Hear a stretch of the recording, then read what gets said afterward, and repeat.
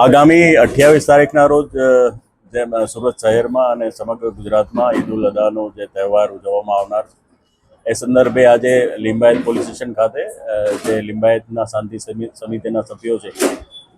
તેઓની સાથે મિટિંગ લેવામાં આવેલી, જે સંદર્ભે દરેકના વિચારો, એમના સૂચનોનું આદાન પ્રદાન કરવામાં આવેલું અને આ જે તહેવાર છે એમાં કાયદાનું પાલન થાય, કોઈની લાગણી આહત ન થાય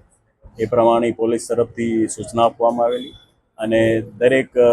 ધર્મના આગેવાનો તરફથી આ જે તહેવાર છે એ શાંતિથી ઉજવાય એ માટેની તેઓ તરફથી પણ ખાતરી આપવામાં આવેલી.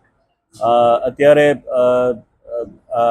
જે મીડિયાના માધ્યમથી હું આપ સૌને જણાવવા માગું છું કે સોશિયલ મીડિયામાં પણ આ અંગે કોઈ જો ધાર્મિક કોઈ અફવાઓ ફેલાવવામાં આવે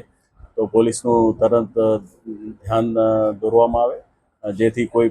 જે બનાવ છે એ પણ અટકાવી શકાય. એ સિવાય આ અંગે 28 તારીખના રોજ પોલીસ તરફથી ચુસ્ત બંદોબસ્ત રાખવામાં આવનાર છે અને દરેક મસ્જિદો ઉપર શાંતિપૂર્ણ રીતે નમાઝ પઢવામાં આવે અને જે કુરબાની આપવામાં જે આવનાર છે એ પણ એની જે વિધિ છે એ પણ શાંતિથી